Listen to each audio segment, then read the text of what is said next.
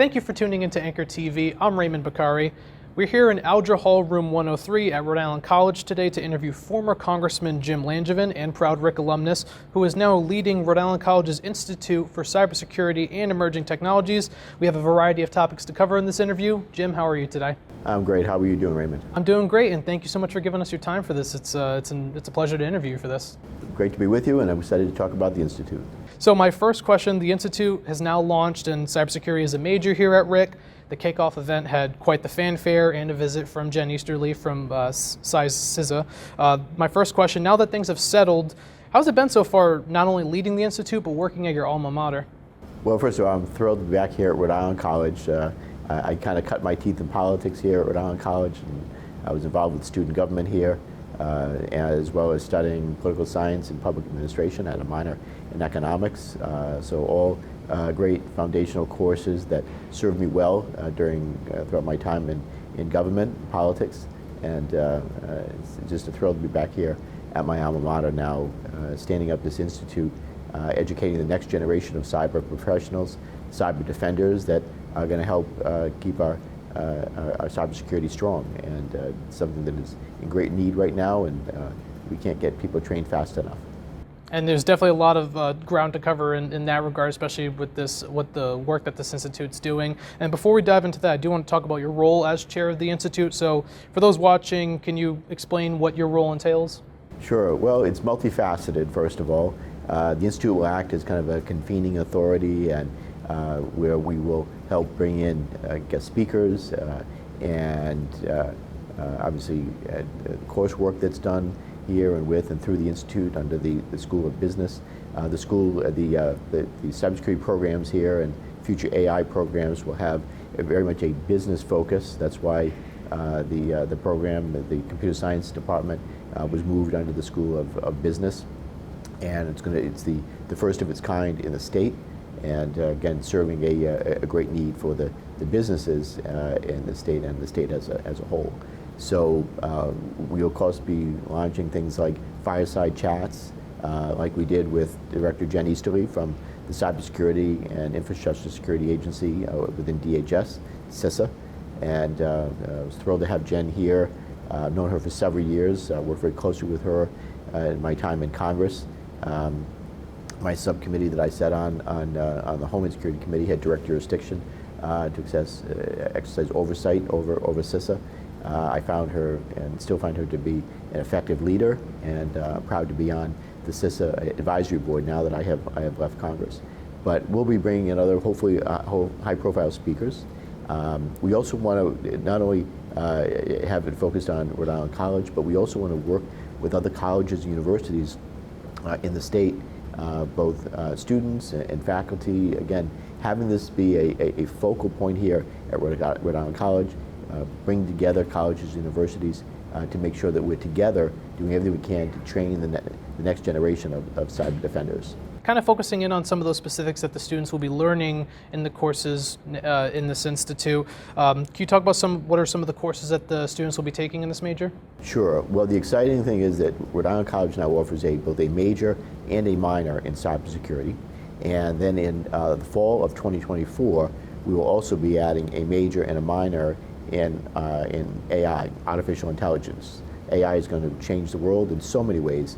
We want to make sure that our students are prepared and ready to both develop AI systems, but work within them and help them to grow and use them effectively, as well as maximizing the upside of AI, but limiting the downside. But on the cybersecurity courses in particular, we offer things like Introduction to Information Systems, Information Technology, Hardware and Software, Basic Cryptography Techniques, Networks and Infrastructure, also issues in computer security, as well as Applied Software Development Project, Computer Fundamentals for Cybersecurity, and a host of other programs, but all designed to make sure that our students are getting the very best education when it comes to understand what it means to be a cyber professional, a cyber defender, for which there's a great need, both thousands of jobs that go unfilled both in Rhode Island and hundreds of thousands that go unfilled right now across the country. We want Rhode Island College to be leading the way in filling those jobs. And speaking of artificial intelligence, you talked about it a little bit in that answer. Dr. Tim Henry recently joined RIC, and much like he did at NEIT, he's currently developing the major and minor in artificial intelligence, like you were just talking about with faculty. What kind of benefits do you see coming out of that when looking at this conversation of AI? Yeah, we're thrilled with Dr. Tim Henry joining Rhode Island College and bring his expertise as well as the course that he's developed around artificial intelligence.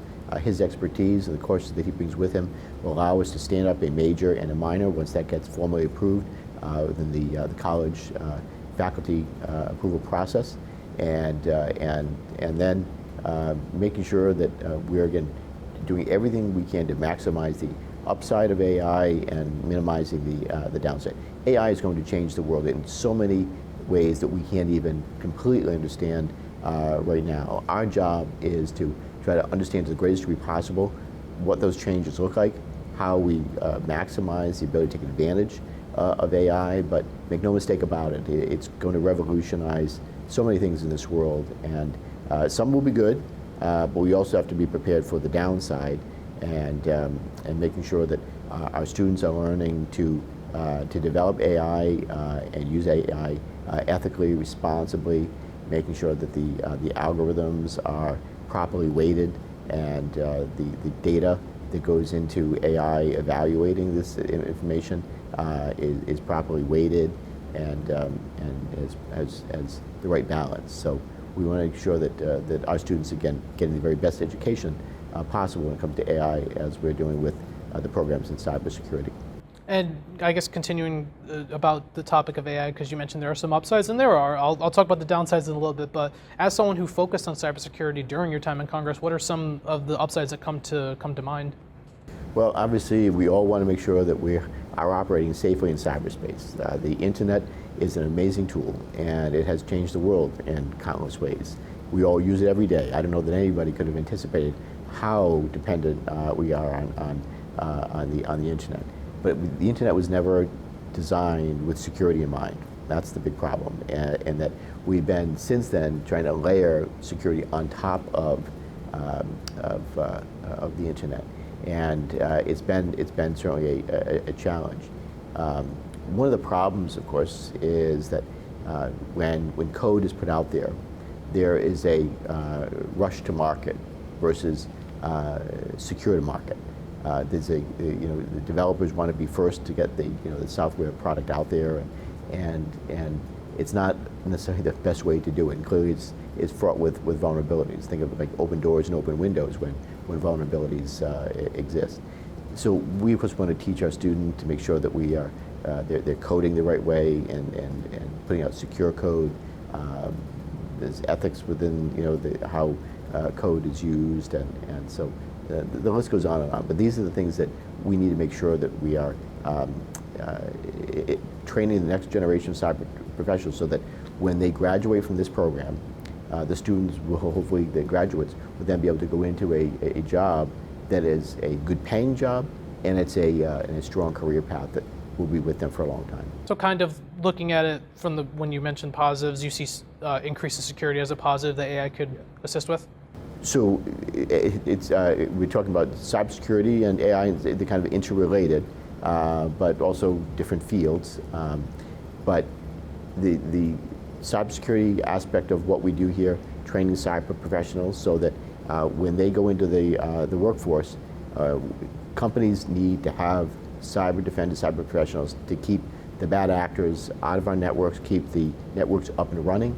And because if the networks go down, business goes down.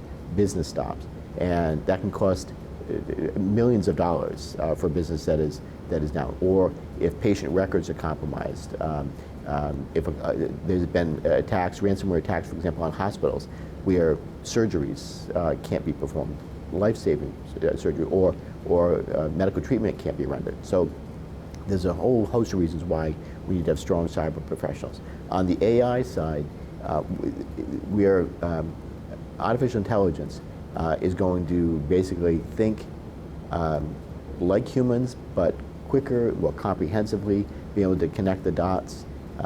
It's going to help business to run more effectively and get the most out of its technology. But at the same time, we have to make sure that when AI is used, that it's not abused or misused, and we have to make sure that what the AI system is, I guess, putting out and develops is authentic, that it's done responsibly. There was a case, for example, in New York, where an attorney in a case presented a brief. This is a pretty high-profile situation, and the brief was presented, and it looked pretty authoritative. And then the judge started doing some research, and found that the cases didn't exist. So the AI system actually developed a whole brief, made up cases along the way, and that was what the attorney submitted. And when the attorney was asked, you know, how did you develop this? And he admitted to using AI. But that's a prime example of when integrity and accuracy is compromised, there could be real abuses. And of course, that can get even worse. There's other things that are downsides with AI.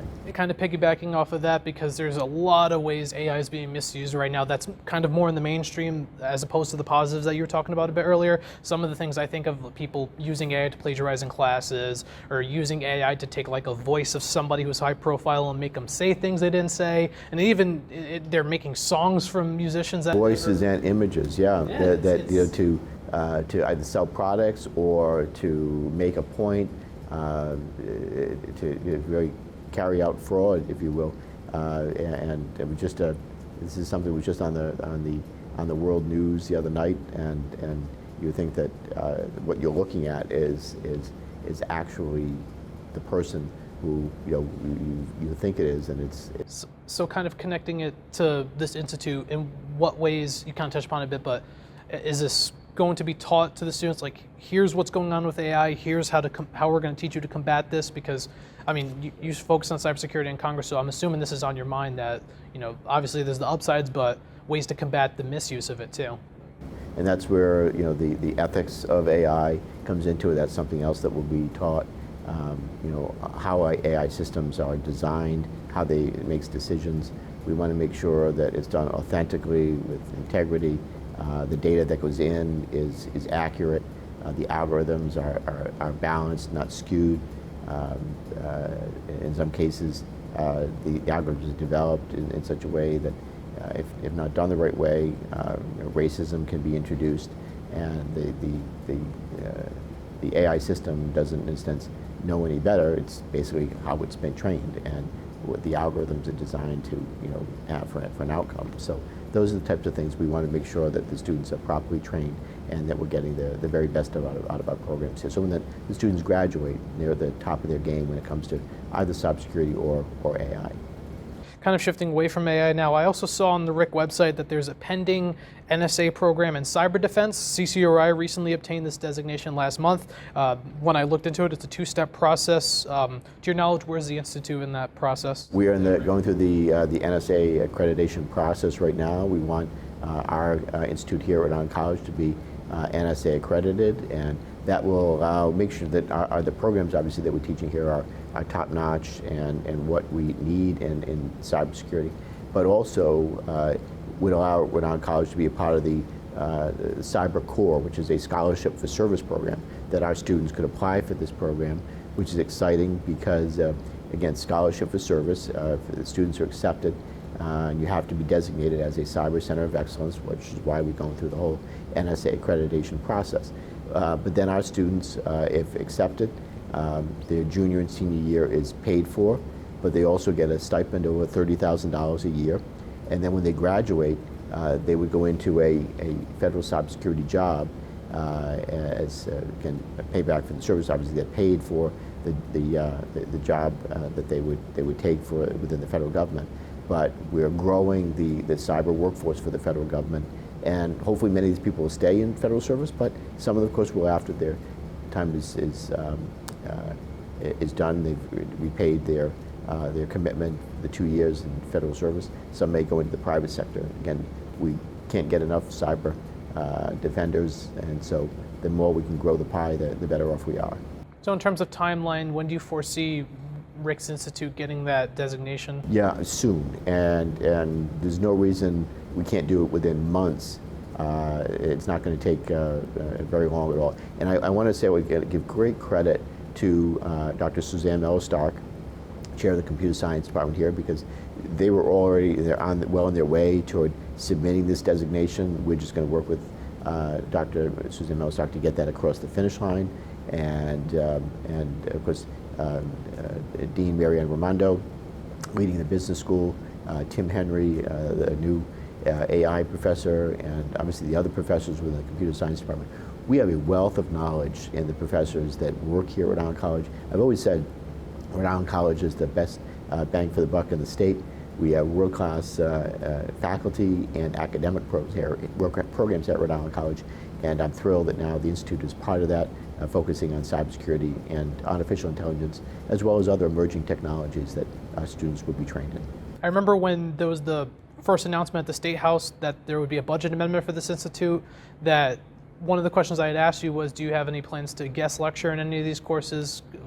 Since you have a lot of knowledge in this field, have you guest lectured in any classes so far? And if not, are there any plans to in the near future? I haven't had any guest lecture opportunities yet, but that is in the plans and the works, and I will be doing that. Look forward to it. In the meantime, interacting with students is going to be an important part of what I want to do here at the Institute, including doing things like running the fireside chats, so we get students exposed to high-profile cyber professionals like Director Jen Easterly, others that we might bring here to Rhode Island College, but then also invite in other students from other colleges, universities, to be a part of those fireside chats and have networking opportunities before the event, so they can actually meet the professionals that we bring in. When that time does come for you to guest lecture, are there any courses in mind that you right away want to guest lecture in first? Yeah. So first of all, I definitely would like to talk about the reasons why obviously cybersecurity is so important.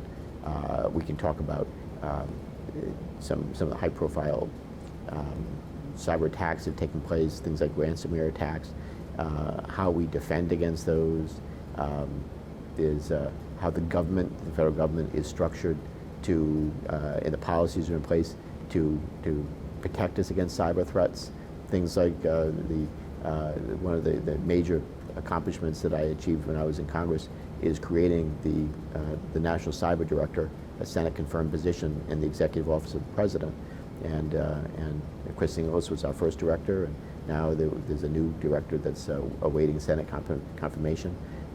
But we are now structured in such a way that we are better positioned to defend against cyber threats, including people like Jen Easterly and CISA, and then U.S. Cyber Command, General Nakasone, who heads up U.S. Cyber Command and is dual-headed as director of NSA. I think it's important for students to understand that structure.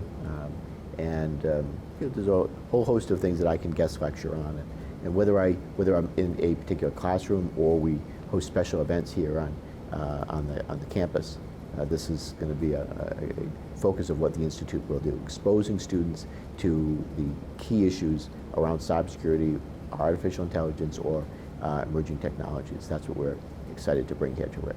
And before we move on from cybersecurity related questions, I want to get your take on this. So this is kind of national. There are calls for the banning of the social media platform TikTok. Those who want it banned raise concerns about the platform's ties to the CCP, Chinese Communist Party, for those watching. So from a cybersecurity standpoint, where do you stand on that issue? Yeah, unfortunately, TikTok and the data that it collects I see as a threat. And so I support the effort to ban TikTok. Even though it's a fun platform and people innocently go on it, it's a lot of fun, and you think, what's the harm? Well, the problem is that data is being collected, and we don't know how the data is going to be used or misused by China. And in the advent of things like AI, data is the new oil, and again, you don't know how that data could be used, not just now, but in the future. I'll give you an example. One of the worst cyber thefts that has taken place in U.S. history, that compromised our security is the data that was stolen from OPM, Office of Personnel Management. They housed all the security clearance forms when someone was applying for a secret or a top secret or higher a TSSCI clearance for security. OPM was responsible for collecting and keeping that data. They didn't realize the value of it. China came in, we presumably China stole it, and now that being able to connect the dots of people's credit, where they've lived, who they've talked to. You can imagine now somebody is now that was applying for security clearance is working over in China, living in China. We don't know how that data is being used now, but it's probably compromised a lot of intelligence operations or collection ability, people's security. So the bottom line is, for TikTok, it's a way for massive amounts of data to be collected. We have to understand that China has a very different system than we have here in the United States, where business operates separate and independent from government. In China, it's everything by and for the state. So if they can have all the prognostications and denials they want, but the problem is if they're collecting data, a Chinese company, if Chinese government comes knocking and says, we need your data, or we need you to perform a service for the state, that business has to comply. It's not an option. Again, everything by and for the state. So we just don't know where that data is going. I'm concerned about TikTok, how the data is being used. And someone may not care now, but down the road, you never know where their life goes. Or once China has the data, you just don't know how they're going to use it. Yeah, it's a very scary topic to think about when talking about national security. I do want to kind of pivot to your time as a RIC student, some RIC-related questions since you did attend this school. So this one's centered to your time as president of Student Community Government Incorporated. Do you have any stories of your time in there or any initiatives that you were proud to make happen while part of that organization? Oh, I'm trying to think back. You tested my memory going back, not quite 40 years, but it's a while ago. I enjoyed my time here, and it gave me an opportunity to understand what representative government was all about. And I had to run for office and get elected to student government as a freshman. I did that as a freshman representative to the student parliament, and then served to become eventually president of student community government. And it was a great time to obviously work with my fellow students. I know one of the things we had to do, we had to amend the charter to up the amount of funds that we could take in student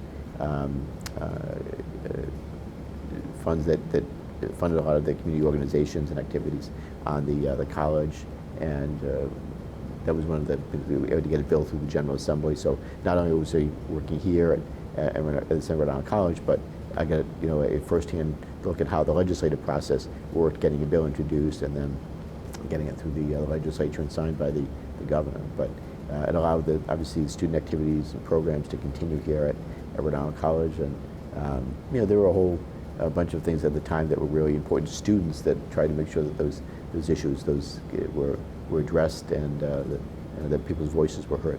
How did you end up finding out about SCG and then eventually joining? I'm trying to think how it actually happened. It was probably during orientation. We talked about that, we have a student community government here.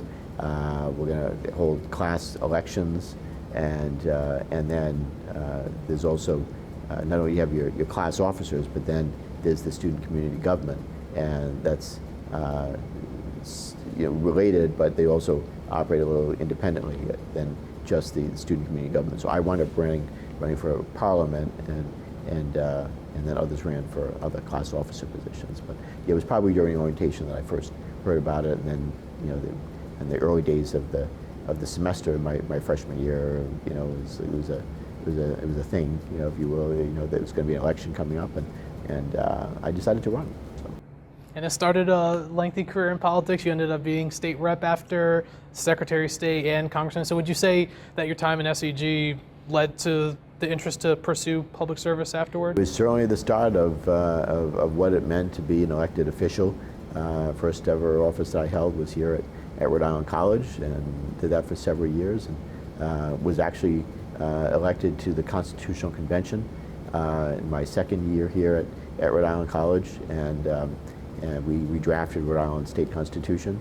And a couple of years after that, I was still an undergraduate, and I ran for the state legislature. Of course, I was here for not just I was here beyond 4 years, so that was part of it. Getting elected to office, I was involved with government and doing things in like the Constitutional Convention, as well as running for local office and being involved with local office. So I did a mix of real world stuff and government politics, but also getting through my studies and completing my study was absolutely essential. So you got sworn as a state rep while you were still at Rick? Yes. How was that balance? And then I got another Rick-related question. So how was that balancing those kind of lives? Because you know, you have your classes, and then obviously the GA. I'm not sure if it was still this back then, but usually their session started at around like 4 p.m. Right. Yeah. So I had to balance my classes around the General Assembly sessions and make sure that I could do both. And again, I wasn't taking a full course load at the time, so I wanted to make sure that I could do my schoolwork and that it was balanced. I was still in a lot of ways adjusting to my spinal cord injury that I had when I was 16 years old. So I was a sophomore going to my sophomore year at Bishop Hendricken when I had my accident, and I was still finding my way through what was life going to be like after my disability, and how do I navigate the world now and do that independently. And so, I didn't want to take a full course load at the time. I wanted to make sure I could keep up with my studies. But then I started developing an interest in public service and government along the way. So I found a way to mix and do both. So, but yes, I was elected to the legislature while I was still technically an undergraduate here at Rhode Island College. I had read in a political article last year during the election cycle that it said at one part of the article that you and former Cranston Mayor Alan Fung were one-time classmates. So you both had I just want to make sure, I kind of wanted to confirm that, because as soon as I read that, I was like, wait, they were both classmates? That's really cool. One ended up being congressman, one was running for that same seat, toward the end of your time there. So did you both have a class together? So I'm not sure if we actually ever had classes together. So I actually have never, I know that Alan and I were here around the same time, but I'm trying to think if we had a lot of interactions. Nothing's coming to mind, but we probably very well had classes together, and I'm just not. Do you ever remember like seeing him on campus? I'm not sure. Nothing is coming to mind yet, but I must have had seen him on campus or interacted with it. I bet you next time I see him, I'm going to make sure that I ask him, did we take classes together, and because I'm sure we probably did. Oh, definitely. I mean, Rhode Island's, Rick's, it's a smaller school, so there's definitely a chance you've probably interacted at least once. And there's a lot of other Rick alumni that ended up going to do big things. Is there any classmates that you still are in contact with that are also, doing big things, maybe perhaps in government or something along those lines? Yeah, well, I know that Bea Landsey she and I were on student government together. She went on to become a state rep and then a state senator. I know she's not in elective office anymore, but yeah, she was involved in politics. Obviously, Lieutenant Governor Sabina Matos went to Rhode Island College, although she and I were not here, and I think at the same time. But there again, that's possible too. I forget the years that she was here. But Rhode Island College has boasted a number of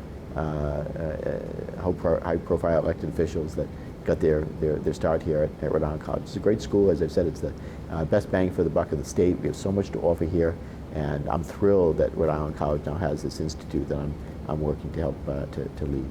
And Rhode Island College also now has your congressional archives. I didn't have this written down, but I wanted to ask you about it. So I believe it was 30 boxes from your office that were given to Adams Library. So now there's a collection that's viewable online, and if researchers want to schedule an appointment, they can. What's that feeling like now, having your archives at the very school you went to?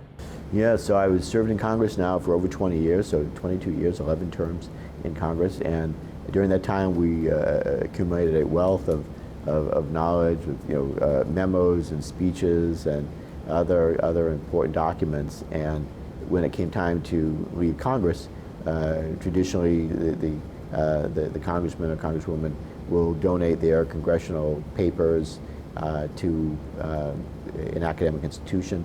And obviously the first place I wanted to donate to was thought of Rhode Island College, my alma mater.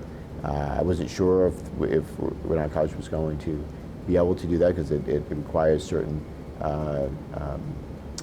place to house them and properly store them. But I called President Jack Warner. He was thrilled. He says, let me double check to make sure that we can accept them and that we have a place to properly store them and display them. And he got back to me right away and said, absolutely, and I'd love to have them. And that was a no-brainer for me to donate my congressional records here to my alma mater. This next one looks a little bit ahead, and you've probably been asked this question a lot already, so this is I'll try to ask it in a different way. So, as you may know, there's a search for Rick's next president. Currently, Dr. Jack Warner is an interim, although it's believed that he'll likely be the president that they select. It's very obvious that you're not going to run for it this time, but there's been a past history of former members of Congress being involved with the college. Bob Wagan teaches at URI. Ron Makeley was president of Bryant. So, whether it's now or down the line, do you have any desire to become president of Rick? Well, first of all, I am 100% focused on seeing that Jack Warner is the next president of Rhode Island College. I think he's doing a phenomenal job leading this academic institution. He's making the right changes at the right time. They're going to help lead Rhode Island College into the future. So I am firmly behind Jack Warner. I don't have an interest in being president of Rhode Island College. I have an interest in leading this institute on cybersecurity and emerging technologies, and that's what I'm 100% focused on. So even after Dr. Warner, you wouldn't throw your hat in the ring? I don't have an interest in being president of Rhode Island College. I'm very proud of my alma mater. I'm doing a host of other things that really keep me interested and challenged, and including a couple of government boards, as on the NSA Advisory Board, for example, as well as the CISA Advisory Board, and I'm going to hopefully leverage my expertise and the people that I've met along the way to benefit the Institute and see that it grows here at Rhode Island College and it benefits the students who go through the cybersecurity and other programs that we have here through the Institute and at Rhode Island College. So that is my 100% focus. My final question ends things off on a lighter note. So I usually ask people I interview what they think Rhode Island is best known for, but I've had you on my podcast before, so I'm going to pull out an alternate I typically ask. In your opinion, what do you think is the biggest misconception that non-Rhode Islanders have about our state? Yeah, I think because Rhode Island is the smallest state in the Union, people underestimate us, and they don't realize that Rhode Island really does punch well above its weight, whether it's in our political leadership. And by the way, I have to give a great shout out to Governor McKee, who early on when I went to him and said, President Warner really wants to create this Institute on Cybersecurity. What do you think? And he said, I'm all in. He said, I believe in Rhode Island College. I believe in my leadership as well. And he said, what do we need to get this done? And I told him, I said, we're going to need the state to get behind it, resources, and your support. And he said, I'm all in. So a lot of support. There's a great political leadership here in the state, not just on cyber, but a number of other things. Jack Reed, of course, and the congressional delegation that we have, great delegation. But then, great colleges, universities, academic programs that are world class. We have so much to be proud of here at Rhode Island College and Rhode Island as a whole. So I think people from outside the state don't realize how much we punch way above our weight. We're a leader in the field of, for example, national security. We produce the world's best nuclear submarines right here. It starts in Rhode Island, my former congressional district, in Quonset, Davisville, building the Virginia-class programs as well as the higher replacement on the Columbia-class nuclear program here that are a strategic part of the nuclear triad. So we, again, punch well above our weight. That's what people don't realize about Rhode Island. I agree with you 100% on that. Rhode Island definitely punches above its weight. And I always say it's a hidden gem because people think Boston, they think Connecticut, they think New York, but Rhode Island's right there in the middle, and it does its job, and as you said, is known for a lot of great things. That's all the questions I had. Jim, I want to thank you so much for giving us your time for this. It's been an absolute pleasure to interview you for Anchor TV. Thank you. It's been an honor to be on the program. And thank you for watching this interview on Anchor TV. To see future content posted on this channel, please click the subscribe button down below and the post notification bell icon to the right of it. I'm Raymond Baccari, and Anchor TV will see you next semester.